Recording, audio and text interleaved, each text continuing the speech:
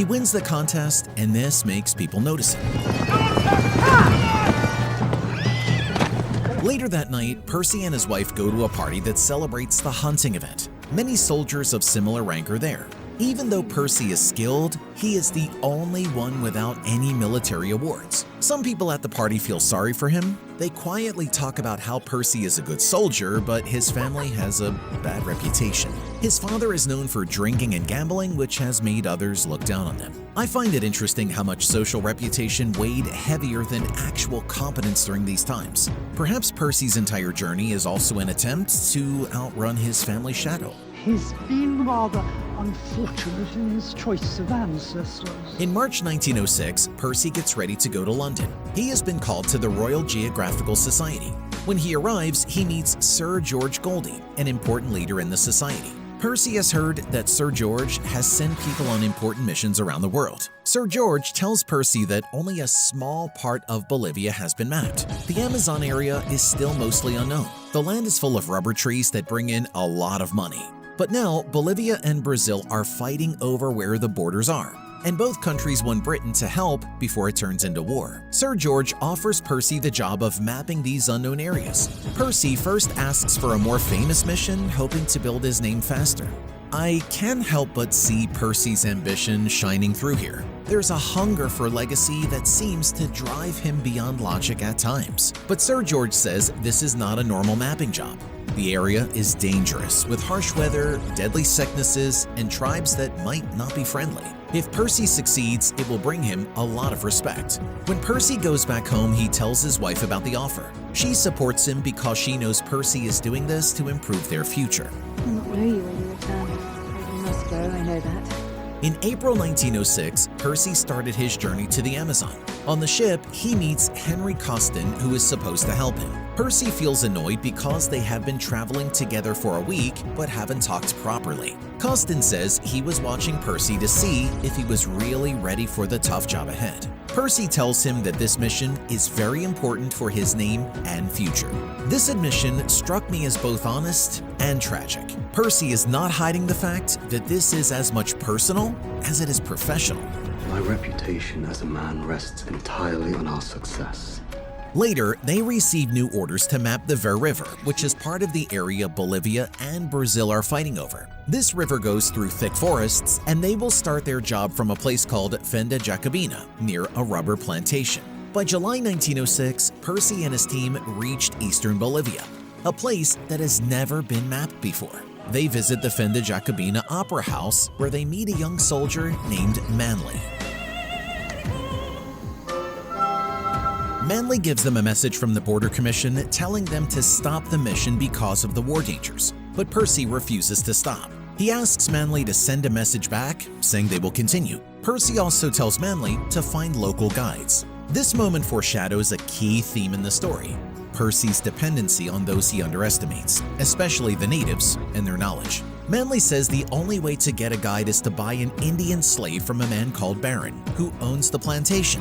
Baron's men warn them that nobody has ever come back alive from the forest. Ain't nobody comes back from up there. The next day, they start a trip with big rafts and horses. On the way, they see a German boat, but before they can talk, they are attacked by native warriors. One of Percy's men is hit by an arrow and falls into the river. Percy and others jump into the river to escape, but the river is full of piranhas. Piranha! Get out of the water!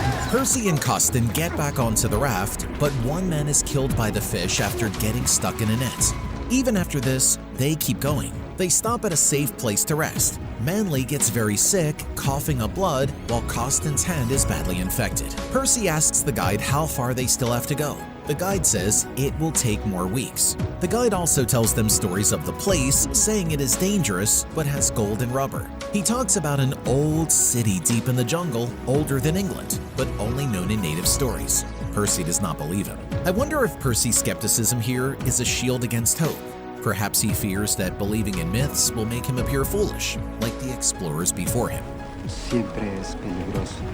Ciudades bonitas. That night, Percy asks Costin to read a letter from his wife because he is too afraid to read it himself. The letter says his wife and children moved to Devon and that she gave birth to a baby boy named Brian. Percy feels guilty for leaving them and burns the letter. They continue their trip, but their food runs out and one man starts losing his mind from hunger. They are not sure they will survive.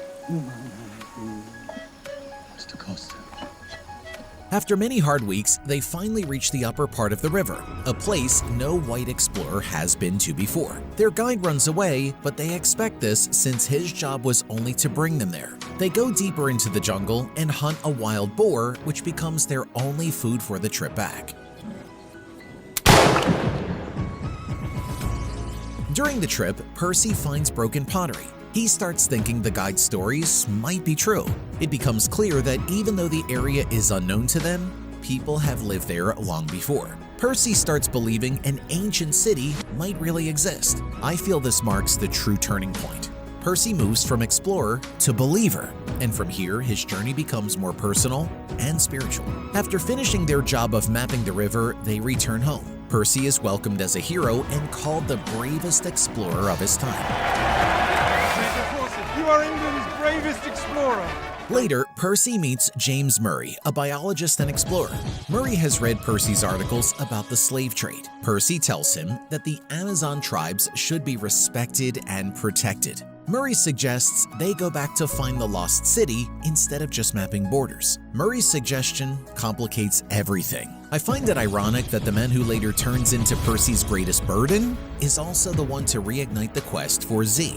He says they should keep this goal secret for now, as it might help protect the tribes. In February 1911, Percy shares his report with an audience. He says, "The Amazon is not just a big forest, but hides a lost civilization that might be the ancestors of today's tribes." But the people are shocked. Amazonia contain a hidden civilization. Many think Percy is chasing old myths that led many explorers to die. But Percy insists that if they find the lost city, it will change human history. To support his claim, Percy shows the pottery pieces and talks about an old document his wife found at Trinity College. It was written by a Portuguese soldier in 1753 and talks about a lost city, which Percy now calls the Lost City of Z. Many people laugh at Percy's ideas. Murray challenges him to go back and prove it, and Percy agrees. I say we go, and as I accept that challenge. Percy's decision upsets his wife. She wants to go with him, saying she has learned navigation and the area's history. But Percy tells her the journey is too dangerous and reminds her they have children. It's not a place at all for a woman. In May 1912, Percy, Costin, Manley, Murray, and others start a new trip. Murray soon gets tired and complains his bag is too heavy, throwing away things he thinks are not needed. Later, they are attacked by native tribes who live deep in the forest. It is Percy's first time facing such an attack. He tells his men not to fight back. To calm the attackers, Percy sings "Soldiers of the Queen" and Manley plays music. We're soldiers of the Queen. Slowly, the tribe calms down and Percy carefully approaches them. Once the tribe sees they mean no harm, Percy invites his team to join. The tribe's leader welcomes them and lets them stay as guests. But when Murray finds out this tribe is known for cannibalism, he refuses to stay and leaves the group. Percy and the others stay and learn from the tribe. Percy talks to the chief about the lost city. The chief says he only knows stories but cannot say if it's true. He tells them to continue upriver where they might meet others who know more. The tribe shows them how they fish and farm without harming the land. Percy feels ashamed. He realizes that even though modern people see these tribes as primitive, they live in balance with nature and have skills outsiders do not understand. These so-called savages have cultivated. The journey progresses, and the group comes across Murray, who is weak and lying in the forest. He has consumed all of their remaining food supplies. Percy is infuriated with him, saying that even his own children would be more reliable. Percy's frustration felt painfully relatable to me. He's a man watching his carefully built mission unravel, and it's hard not to sympathize. The situation worsens when they travel by raft. The river's current becomes fierce, and Percy orders Murray to stay still to keep the raft steady. However, Murray moves carelessly, causing one of the food baskets to fall into the river. Their troubles continue when the raft crashes into a rock. Manly falls into the water and Percy tells him to swim to the shore. Shortly after, Murray also falls into the river, but instead of swimming to safety, he clings to the side of the raft, tilting it dangerously. I said let go, you pig! Manly manages to help Murray to the riverbank, and they all pause to recover. Due to these accidents, they have lost 2 food baskets, and Percy is extremely angry with Murray for being so unhelpful. Murray's condition worsens, and he continues to blame Percy for all that has happened. Because of Murray's situation, the group's progress slows, and after discussing the matter carefully, they decide it is best to send him back. Percy arranges for him to go to a nearby miners' camp south of the river. He provides Murray with food, their last remaining horse, and arranges for a local man to guide him. Percy explains that he cannot risk Murray's poor health endangering the safety of the group. Instead of showing gratitude, Murray accuses Percy of not caring about him. You don't give a whit about me or about any of the party. Once Murray leaves, the group discovers that their remaining food supplies have been sabotaged by Murray before his departure. With no food left, they are forced to abandon their journey and head home. Though Percy urges the team not to give up so easily, it becomes clear that the remaining food won't last for even a week, and he decides to end the exploration. When Percy returns home, he learns that his wife has given birth to their 3rd child, a girl named Joan. He feels grateful for his wife who has taken care of their family so well in his absence. A few days later, Percy and the team attend a meeting at the Royal Geographical Society where Murray is also present. At the meeting, Murray accuses Percy of abandoning him. Percy defends his decision, stating that he gave Murray enough supplies to survive and had to make the choice that would keep the group safe. Murray argues that the entire journey was a failure because they spent too much time with wild tribes and found no evidence of the lost city. Costin intervenes, blaming Murray for the failure and accusing him of sabotaging the food supplies. Murray insists that he is innocent and accuses Costin and Manly of dishonesty. Costin becomes furious, saying that they should have let Murray die in the forest. The director interrupts to calm the situation. Murray demands that Percy publicly admit his mistakes in front of the entire association and his wife. Percy refuses, stating that he did more than enough by providing Murray with the horse and the extra food. He reminds everyone that he could not abandon Murray, even though the rest of the team wanted him to. Despite his explanation, Murray keeps demanding an apology. I demand an apology right now. You will apologize to me. After the meeting, Percy resigns from the association. When he returns home, his wife informs him that the former officer has reported his name to the War Office, which means Percy will soon be called to serve in the army. His son Jack becomes angry, accusing Percy of always leaving them. Jack points out that although Percy just returned from his failed exploration, he is already preparing to go to war. Percy tries to explain that serving his country is his duty, but Jack questions whether Percy ever thinks about his family. What of your obligation to Mother? And to us, your family? Overcome with emotion, Percy slaps Jack in a moment of frustration. His wife comforts Jack and reassures him that everything Percy does is for their well-being. 2 years later, Percy is stationed on the front lines with his soldiers. During this time, they hear news that Murray has joined an Arctic expedition with a Canadian team, but deserted them. This confirms to Percy and his men that Murray is a coward. One day, a psychic from Russia visits their camp. Everyone is curious about what the psychic has to say about Major Percy.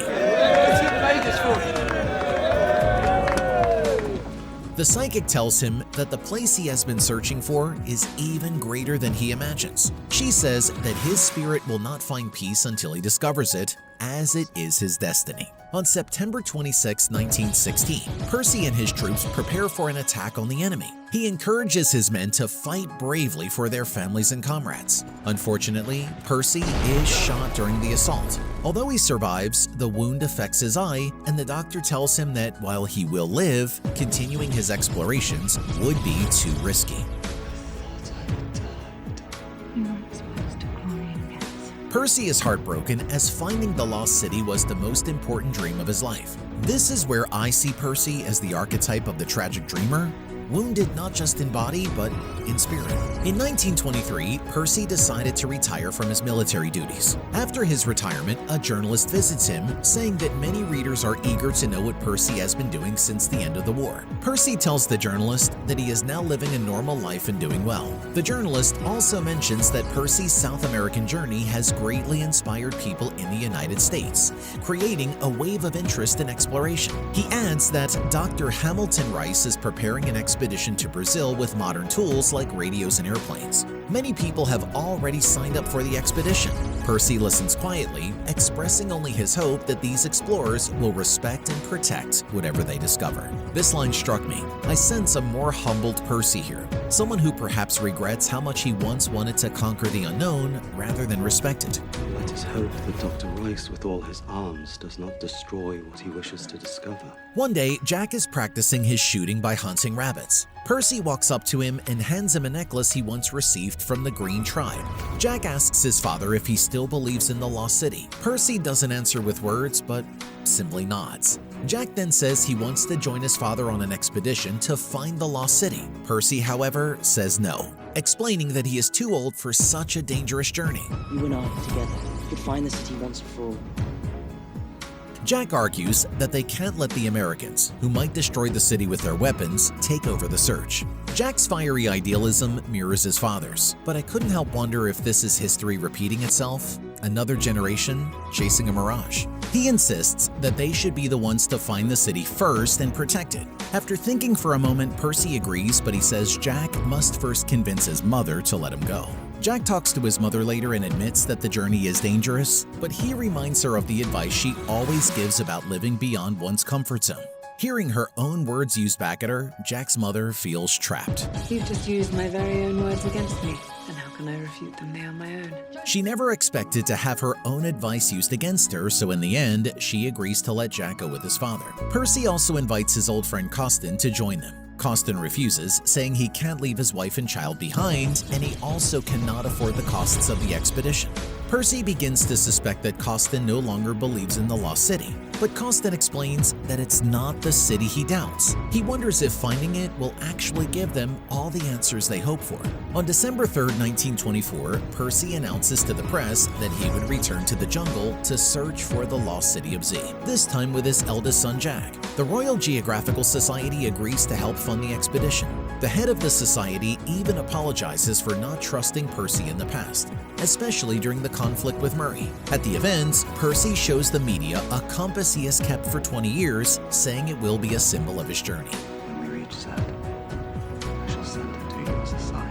Finally, the day to leave arrives. By April 1925, Percy and Jack arrived in the Amazon rainforest. Percy points out the site of an old plantation, and they continue walking until they reach a village belonging to a local tribe. The tribe members tell Percy about a hidden cave that no outsiders know about. They also mention a large rock covered in images of people and horses, which they believe could be the entrance to the Lost City. Percy and Jack are warmly welcomed by the tribe's chief, and Percy feels that all people are connected by a common ancestry. After resting in the village, Percy and Jack continue their journey. Deep in the forest, they come across a group of hostile tribes and are forced to run. They eventually find another tribe that rescues them and takes them to their settlement. The locals perform rituals for them. During this time, Jack feels certain that they will die there, but Percy reassures him, saying that the world is full of mysteries, and even if they don't find all the answers, the journey itself has given their lives deeper meaning. From then on, they decide to follow whatever the tribe asks of them. Life is a mystery, my boy. We know so little of this world. Years go by and Percy and Jack never return. Percy's wife goes to the head of the Royal Geographical Society, telling him that a Brazilian man had claimed to have seen Percy and Jack living among the local tribes. The director suggests that she accept the possibility that they may never come back. More than 100 people are sent to search for them, but none succeed. The Brazilian man also gives her an object Percy had shown before the expedition, the compass. This makes her wonder if Percy and Jack truly found the Lost City and chose to stay there. At the end of the story, it's revealed that for nearly a century, people mocked Percy's belief in the Lost City. I feel a bittersweet triumph here. It reminds me how pioneers are often scorned in their lifetime, only to be vindicated by future generations. However, in the early 20th century, archaeologists discovered an incredible network of ancient roads, bridges, and farming areas hidden in the Amazon forest. Among these findings is the location Percy had identified as the possible site of the Lost City.